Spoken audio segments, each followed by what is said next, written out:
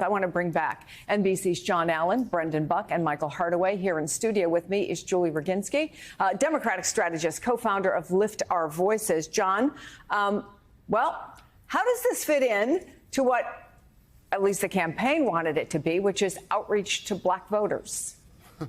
Well, I mean, sometimes things are billed that way, and it's not actually what appears to be what the campaign or the candidate actually wants. You heard Donald Trump walk in there and immediately start calling the moderator rude. He was setting up a combative atmosphere. Certainly, this could have gone a lot of ways. Anytime there's a reporter interviewing a president, a former president, a presidential candidate, there's some adversarial nature to that. Donald Trump certainly understands that. But he set this up as something that was not just adversarial, but combative.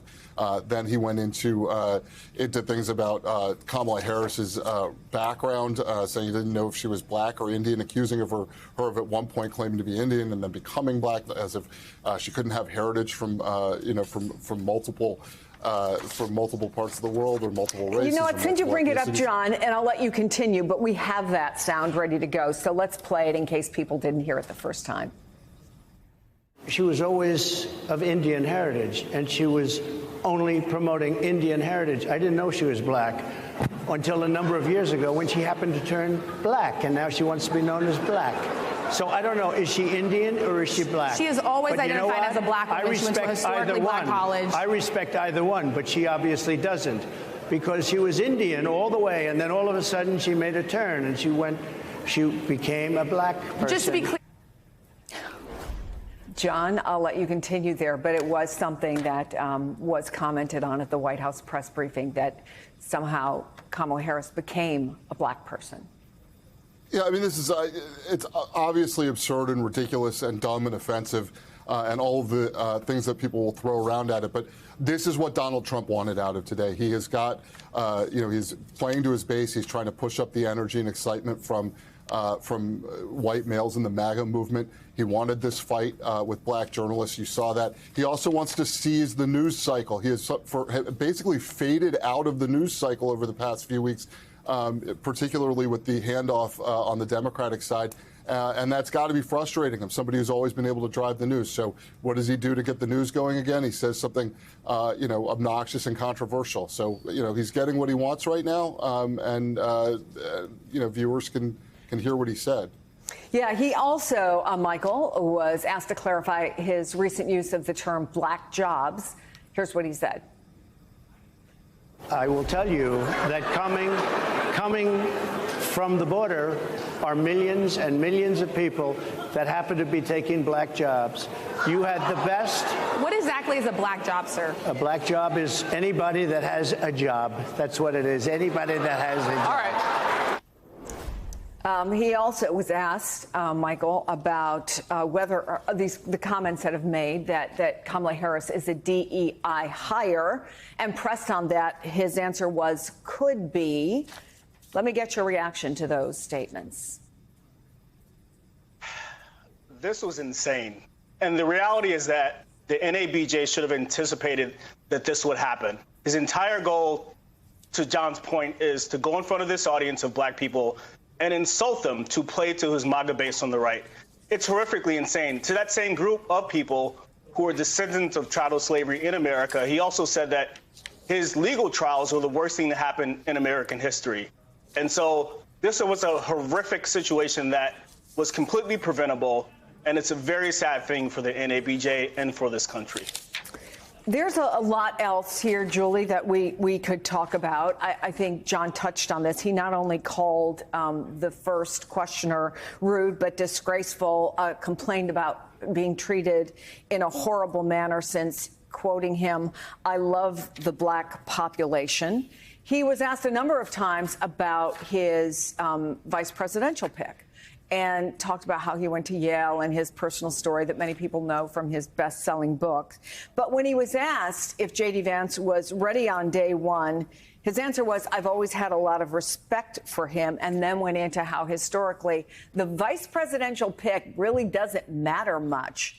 Given a chance to say J.D. Vance would be ready on day one, he didn't take it.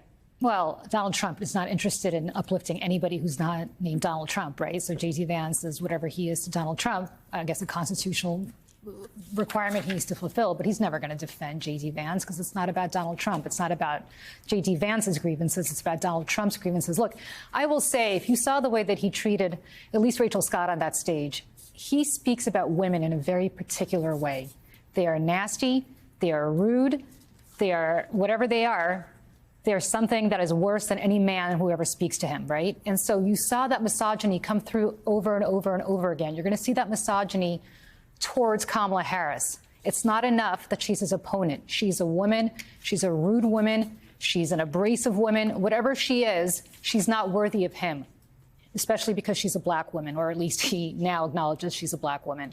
You saw that with those journalists today. I'm so sorry that they felt the need to basically be used so that he could appeal to his MAGA base, because that's exactly who he's appealing to. The white men out there who are racist, who support him, who think that the way that they get by is to treat women, and especially women of color, this way. This was not about the black people on the stage today. This was all about his white base, and it's a disgrace. Brendan Buck, we only have 2 minutes left, but I want to give you some reaction from the Harris campaign that we're getting from one source familiar with the campaign's thinking.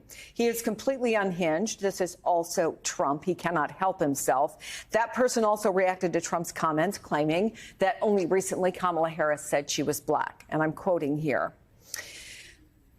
It's simply a lie and easily disproved. She went to Howard, for Christ's sake. She's an AKA. And then that person added, this is painful. Your reaction to what you heard from Donald Trump? Well, I think the Harris campaign should be very glad that the NABJ platformed Donald Trump today. I mean, this is exactly what Democrats have long said. But once you see Donald Trump again and you're reminded of who he is, you're going to be disgusted by him. And this was, I think, the beginning of that. Jonathan may be right that, there is some value in the Trump base for doing this. But let's not forget, Donald Trump and his campaign claimed they were going to go out and get historic levels of black votes in this election. That dramatically changed, obviously, when Kamala Harris took top of the ticket. The energy that you are seeing in the Democratic electorate right now is through the roof. And I think if that door was starting to close, I think it fully closed today. The Harris campaign should be ecstatic to show this video. The language that he used, the tone that he took, it would not have been hard to just take the high ground on that first question. It was a tough question, but just take the high ground, smile, and try to demonstrate that he can reach a new section of voters. He clearly had an issue that he thinks works. He kept talking about immigration, and I think their polling has showed that black men don't like the situation with immigration. But you can't walk back all of those other things that he just did and said there. And if this is what he's going to be like when he's pressed on questions and when race is front and center in this campaign, like it apparently is going to be, based on their own choice, I think that a lot of this is going to backfire, and those hopes of a lot of black votes are going to be going away pretty quickly. What we also saw may be a reason why Kamala Harris delightedly challenged him once again to a debate just last night. Brendan Buck, Michael Hardaway, Julie Roginski, thank you all very much.